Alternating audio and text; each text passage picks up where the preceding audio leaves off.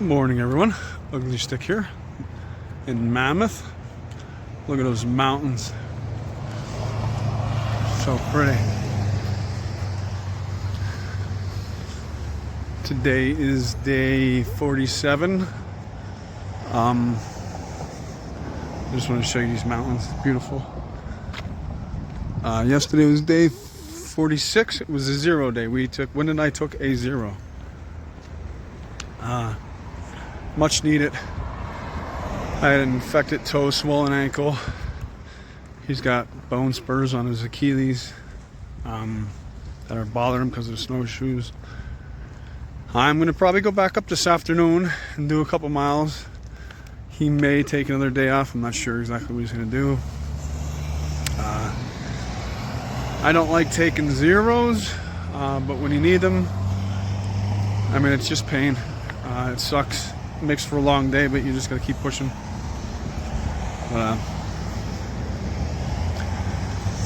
Yeah. Let me turn around here. So, my whole face is all chapped. My lips, my nose, my ears, my cheeks. I don't know if you can see it. But, did a resupply yesterday. Yesterday was a rainy day. Today, as you can see, the sun's out. Some clouds. A little warmer. Just got breakfast. Almost $100 on breakfast. Hiker hunger in these towns. Oh. But it's worth it. We stayed. We climbed off of Mammoth Pass. It was late, rainy, snowstorm. Once we got down to lower elevations, it was actually more than rain. And we couldn't get a shuttle into town, so we stayed at Tamarack Lodge. Those people, I mean, very expensive place, but those people treated us like we were royalty, and we stunk. We smell like roadkill. It's a cute little town. Skier town. But yeah, then they shuttle us down for free. Like, they picked us up because the road is closed, so you know. It's gated off from Mammoth, so it's a walk to the gate. I mean, it's a nice walk. It's a straight road around all those lakes up there, Horseshoe Lakes. But it is closed, so you know. And it's probably not going to be open until around Memorial Day, so a few more weeks. So be prepared to walk. Especially after a long day. So try to plan to maybe sleep 4 or 5 miles before Mammoth Pass. This way you could throw those miles in, and it's a road walk, so it's not bad. No traffic, obviously, because it's closed. And it's like 8 feet of snow that they plowed. It's crazy. It's cool to walk through. It's like a tunnel. But yeah, Tamarack Lodge. Fine dining. Very expensive for thru hikers. Very expensive. For me, anyway, from the East Coast. Yeah. I got like a 6-pack of beer, a ribeye, and dessert, and it was $248. But it was delicious. But they shuttled us down into town here, and we're staying at Motel 6. They have the hiker rate. It's like $80 a night. Crazy cheap. Clean rooms. And like, everything's in town. Coffee shops, restaurants, whatever you want. Mexican, steak. But yeah, I just got another resupply. And a lot of sweets. Switch out my Smart Water bottles because they're getting a little funky. And I'm probably going to get back up there alone this afternoon. So I'll talk to you later. Hey everyone, I'm Stick here. A little update on the situation here in Mammoth. See the snow mountains over there, pretty. Kind of forced to take more zeros here. we've been making phone calls and trying to get a hold of people up north. Sonora Pass is not open. So it's like stuck here for like 3 days now. But I'm going back up. I'm gonna chance it. I'm gonna go back up tonight and start hiking to Sonora Pass and just take my time and hope, you know, in the next 5 or 6 days, Caltran 9 and 10 have Highway 108 open, hopefully. If not, Kennedy Meadows North is open, so I'll just have to walk downtown, and I just can't sit still. I can't just sit in a hotel room. You know, this is a ski town, tourist. It's like, I'm here 2.5 days, I'm over $1,000 spent already. It's a very expensive town. My hand's bigger than this small coffee, costs $7, which I don't care, people gotta eat too. But I just can't sit still anymore. I gotta go hike. I came here to hike and hang out in a ski town. Yeah, I have like $300 spent just on breakfast already since I've been here. But that's hiker hunger. I'm from Pennsylvania, so I'm very frugal. Very frugal. I'm like, I'm not buying a protein bar if it's over $2. But that's how I can do it through hikes. You know, I'm not a rich guy, I'm a construction worker. So yeah, my buddy Wind, he's gonna take a couple more days off. He's got some bone spurs on his foot. It's really, from wearing snowshoes, it's really setting him back. So I'm gonna go up tonight alone, and he'll probably catch up to me. He's fast. He's one of the fastest hikers I've ever met. But yeah, I've been reaching out to trail angels up north. Jago, if you're watching this, wonderful person. Jay Goes. He's a trail angel up north. He's right now, yeah, Tuesday, yeah. He's driving up Sonora Pass up there as I'm taking this video just to see how they're working out, how far they're making it with the working on the road, and he's working on resupply. Wonderful human being, wonderful. That's why I love being out here. I love coming out here. It just brings back to reality how kind people can be. So yeah, if it's closed, he's gonna leave a resupply in a bear box there at the trailhead. Because if it's closed and I don't want to walk down into Kennedy Meadows North, I have to have a 200-mile carry up to South Lake Tahoe, which is ridiculous. Which I'm not. That's just not gonna happen. So that's the plan for right now. Is head up there tonight. I'm gonna sleep at the trailhead. And up there by Twin Lakes, up there by Tamarack, and start hiking tomorrow morning. If I have to cut it back 15-mile days, I'll cut it back 15-mile days. I'd rather be up there moving in 4 feet of snow post holing than be down here and dump the money. I think it's dirt. But there's mountains over there. Snowy mountains. My face is chapped, my lips. Oh, I'm beat up. Alright, I'll talk to you later on, guys.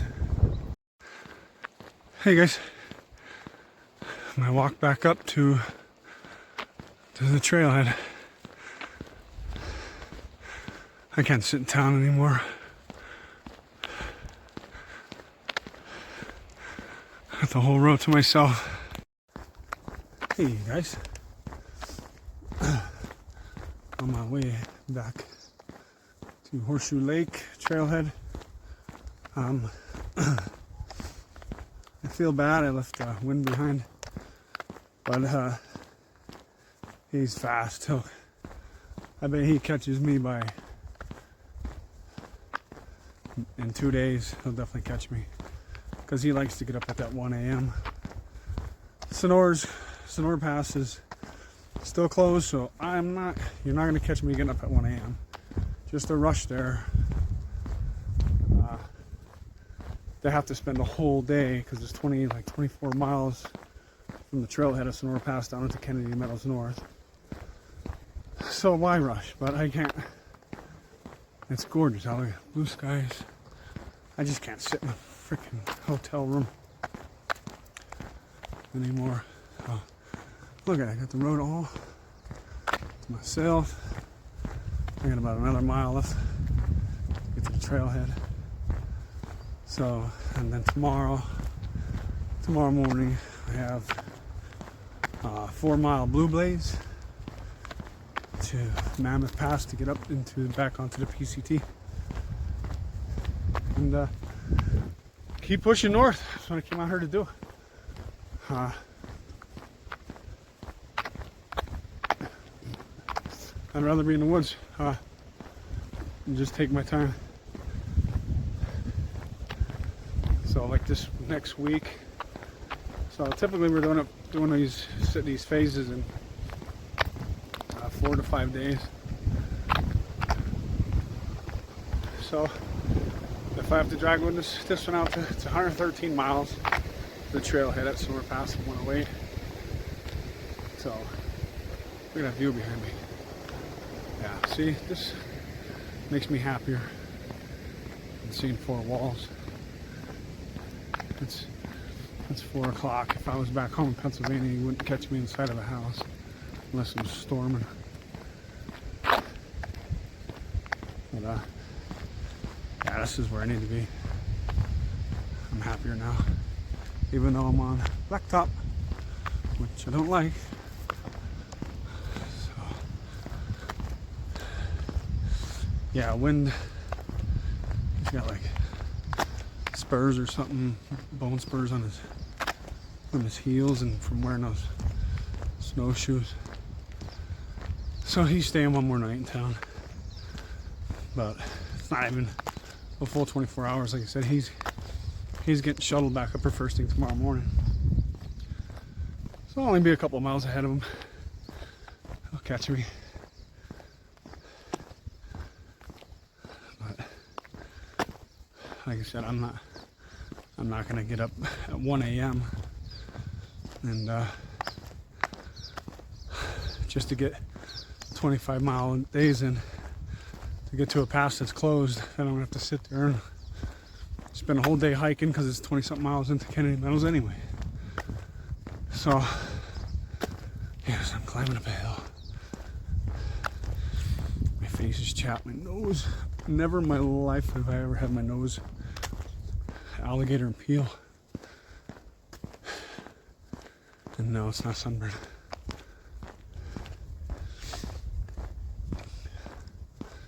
But that's the plan. Get to Sonora Pass. I can get rid of snowshoes. I can get rid of ice axe. And that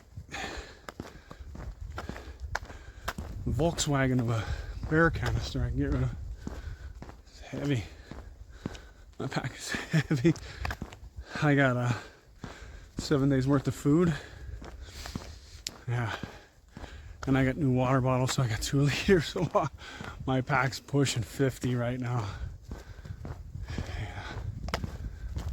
But, all right.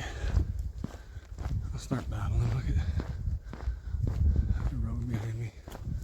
It's crazy.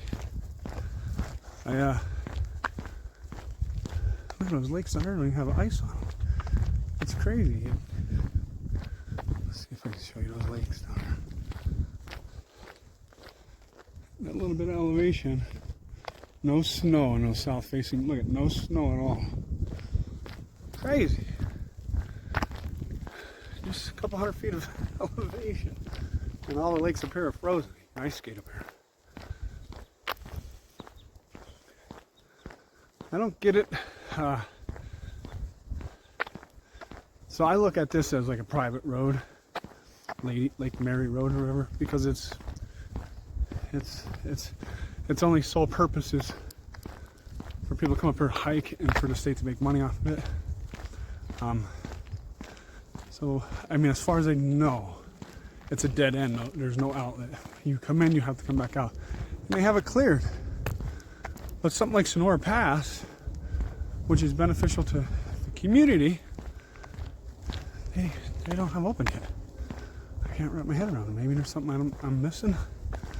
Because if I'm in charge, we're opening up roads that are going to benefit the community before a private lodge on some lake. But again, I'm a little slow. I hit my head a lot. I'm sure there's tax money or political purposes involved in that, because I sure as hell, with my peanut head of a brain, would not have this road open for somebody to ride a bicycle on. There's like 3 of those electric bikes went by me already. When people have to do a 6-hour detour in a car to get around from the east side to the west side, like 6 hours. I can almost drive them to Virginia Beach on vacation in 6 hours. And these people would have to drive around a commute to get to see family. I can't wrap my head around that. But hopefully, I'm babbling. Hopefully by the time I get there, Sonora Pass is open. If not, I gotta walk, I gotta hike down there. Because I have a wonderful gentleman, Trail Angel, Jago. He's gonna resupply me there with food, but that doesn't help me because I'm not gonna have any battery power.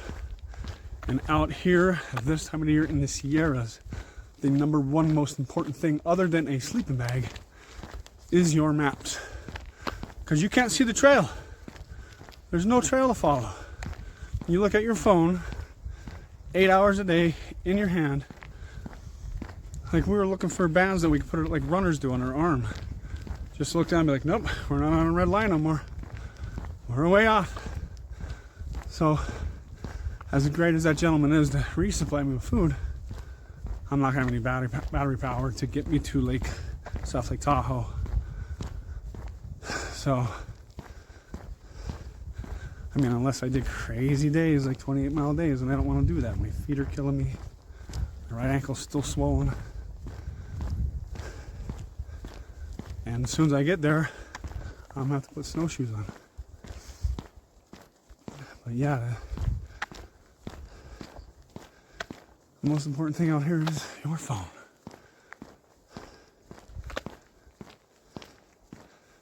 Because they don't blaze their trail. I don't understand that. I think I do. I just don't want to. I think that's their way of on the west coast to say, well, it's not going to be as hard as the AT because we have to make it for pack animals. But let's not blaze the trail. Let's let them figure it out on their own.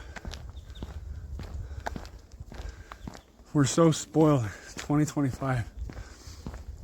40 years ago, they didn't have phones with digital mapping, and people actually had to use a compass and a map. Crazy.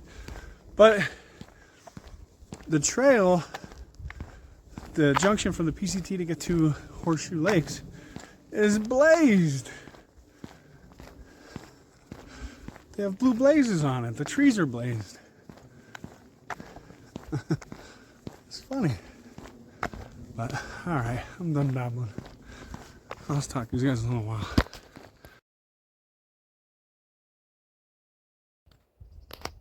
Okay. Made it to Horseshoe Lake trailhead. Lots of snow. And I am camping right next to the bathrooms. Yeah, I'm all set up here. I was gonna cowboy camp on the back side of these pit toilets, but there's dirt here. Clear skies. There's supposed to be like a meteor shower, like the biggest one in 60 years tonight, so that'll be cool. I'm sitting out here watching that. And No digging any cat holes for me. All right, I'll check in with you guys in the morning.